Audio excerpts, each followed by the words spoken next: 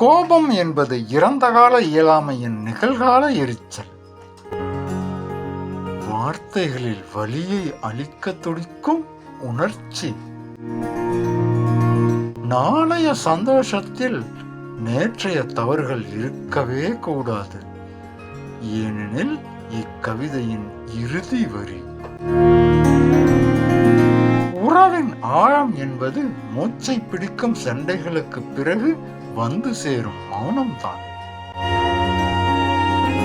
நேற்றைய உரசல்கள் இன்றைய உறவை பாதிக்கவில்லை எனில் அந்த உறவில் பாசம் மட்டுமில்லை, பாராட்ட முடியாத பரிவும் உறவும் புரிவும் உணர்வும் புரியும் உறுதியும் இருக்கின்றன. ஏனெனில் அன்பு என்பது எல்லா கால உரிமைக்கான ஆழகால அஸ்திரம். பாசம் என்பது எதிர்கால உறவுக்கான நிகழ்கால அஸ்திவாரம்.